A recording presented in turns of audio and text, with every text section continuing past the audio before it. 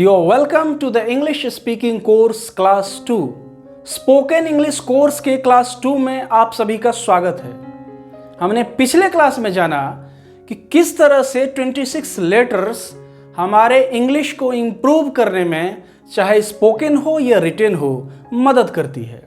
और पिछले क्लास के लास्ट में मैंने कुछ क्वेश्चंस भी रखा था, जिसके जवाब में बहुत सारे हमारे व्यूअर्स ने प्रयास किया था। आज के क्लास में हम कुछ बेसिक पार्ट्स ऑफ ग्रामर के बारे में जानेंगे और कुछ स्ट्रक्चर्स भी जानेंगे। और क्लास के अंत में मैं पिछली क्लास की भांति ही आपके लिए कुछ क्वेश्चंस रखूंगा और आप उस क्वेश्चंस का जवाब इस वीडियो के कमेंट बॉक्स में जाके रखिएगा। और अगर आपका सवाल का जवाब सही हुआ तो अगले क्लास में, यानी कि नेक्स्ट क्लास में, मैं आपके नाम के साथ आपको एप्रिसिएशन दूंगा। तो चलिए आज का क्लास शुरू करते हैं। तो आज के क्लास में हम जानेंगे ग्रामर के एक बहुत ही इंपॉर्टेंट पार्ट के बारे में, जिसका नाम है पर्सन। जी हाँ, पर्सन। तो इंग्लिश में 3 टाइप के पर्सन्स होते हैं। There are 3 persons in English grammar, और वो हैं the first person, the second person and the third person. अब ये फर्स्ट पर्सन क्या होता है, सेकेंड पर्सन हम किसे कहते हैं, और थर्ड पर्सन क्या होता है? तो देखिए, जो बोलता है वही फर्स्ट पर्सन है, और जो सुनता है वो सेकंड पर्सन है, और जिसके बारे में हम बात करते हैं वो थर्ड पर्सन है। तो इसको हम एग्जाम्पल्स के थ्रू और बेहतर ढंग से समझने का प्रयास करते हैं। तो जैसे देखिए, अगर हम फर्स्ट पर्सन की बात करें तो फर्स्ट पर्सन 2 होते हैं। वो होता है आई और वी। आई जिसका अर्थ होता है मैं, और वी जिसका अर्थ होता है हम। तो आई सिंगुलर नंबर के सेंस में इसका यूज करते हैं, यानी कि एक वचन के सेंस में। और वी जो होता है उसका प्लूरल के सेंस में हम यूज करते हैं, यानी कि एक से अधिक व्यक्ति के लिए। जैसे कि मैंने कहा कि फर्स्ट पर्सन जो बोलता है या जो कहता है वही फर्स्ट पर्सन है। तो कैसे? तो देखिए, इसको एग्जाम्पल्स के थ्रू बेहतर ढंग से समझते हैं।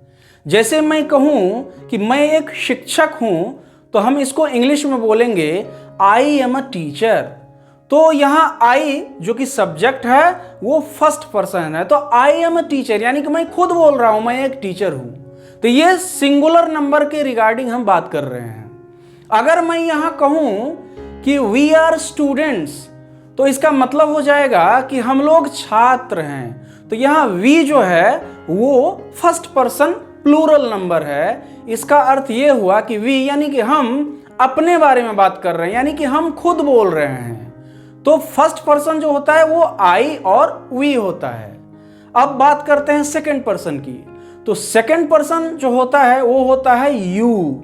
यू का अर्थ होता है आप या आप लोग, तुम या तुम लोग। जैसा कि मैंने कहा कि सेकंड पर्सन वो होता है जो सुनता है। जैसे कि मैं एक सेंटेंस यूज करूं कि you are a good boy, तो मैं किसी से कह रहा हूं कि you are a good boy, यानी कि आप एक अच्छे लड़के हो। तो यहाँ यू जो है वो सेकंड पर्सन है, और यहाँ मैं सिंगुलर के लिए यूज कर रहा हूं, you are a good boy.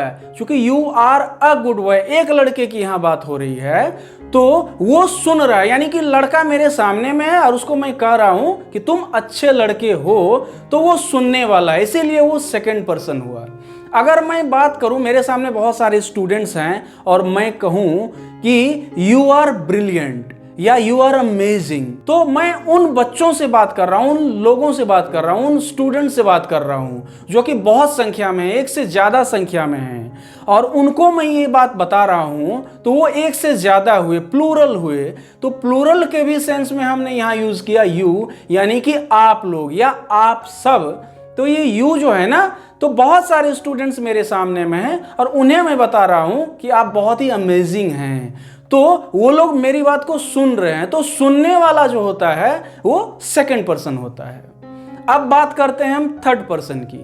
तो थर्ड पर्सन जो होता है वो होता है ही, शी, इट, और कोई भी सिंगुलर नाम। और जैसा कि मैंने बताया था कि थर्ड पर्सन वो है जिसके बारे में हम बात करते हैं या जिसके बारे में बोला जाता है। जैसे कि अगर मैं बात करूं कि ही शी इट, ही मतलब वह पुल्लिंग के सेंस में हम यूज करते हैं। जैसे कि मैं कहूं कि he is an honest man, तो इसका मतलब हुआ कि वह एक ईमानदार व्यक्ति है। तो मैं किसी के बारे में बात कर रहा हूं जो कि एक पुरुष हैं और वो ईमानदार हैं, तो उनके बारे में हम बात कर रहे हैं, तो उनके बारे में बोला जाता है। अब शी की बात करते हैं तो शी मतलब वह किसी महिला या लेडी के सेंस में हम बात करते हैं। जैसे मैं कहूं कि she is a brilliant student, यानी कि वह एक बहुत ही ब्रिलियंट स्टूडेंट है, तो वहां मैं शी के रिगार्डिंग बात कर रहा हूं और यहां भी उनके बारे में बात किया जा रहा है। और अगर इट की बात करूं तो हम कह सकते हैं कि it is a nice pen, यानी कि एक अच्छी कलम है। तो यहां भी कलम के बारे में बात की जा रही है, तो कलम के बारे में बात की जा रही है, तो इसका मतलब किसी के बारे में हम बात कर रहे हैं। और प्लूरल नंबर की अगर हम बात करें तो इसमें होता है दे, यानी कि दे मतलब वे सब या वे लोग। जैसे कि हम बात करें कि दे आर टीचर्स, यानी कि वे लोग शिक्षक हैं, तो यहां वे लोग प्लूरल के सेंस में उनका यूज किया जा रहा है और वे लोग शिक्षक हैं, तो उनके बारे में बात किया जा रहा है।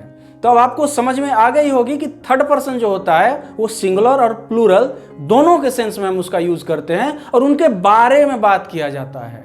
तो एक बार और रिकॉल कर लीजिए, फर्स्ट पर्सन आई और वी, सेकेंड पर्सन यू और third person he, she, it और दे, तथा कोई भी सिंगुलर और प्लूरल नाउन।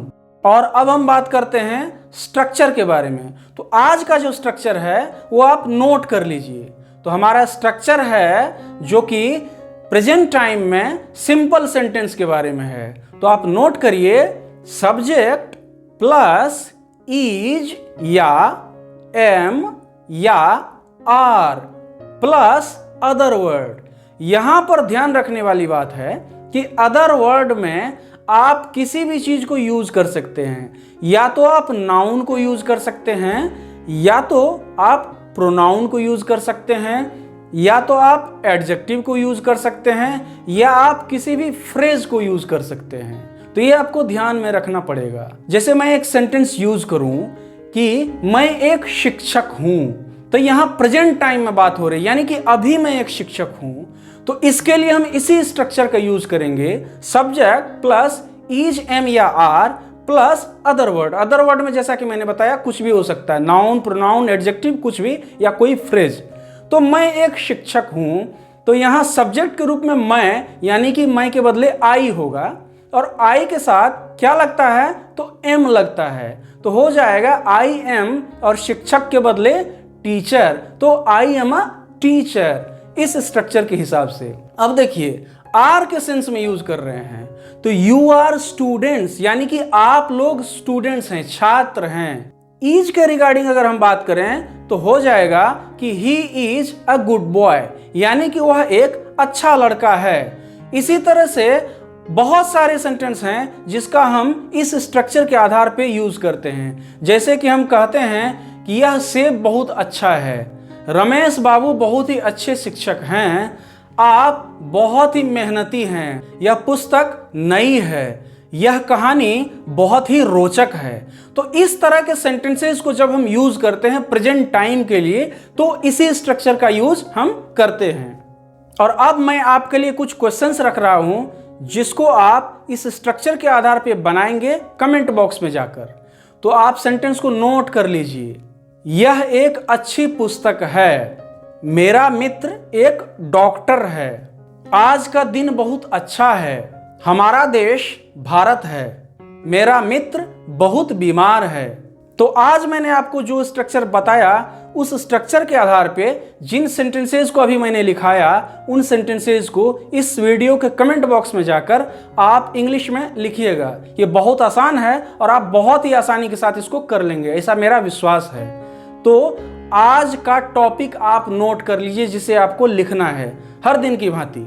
तो आज का जो आपका टॉपिक है वो है इंपॉर्टेंस ऑफ इंग्लिश, यानी कि अंग्रेजी का महत्व।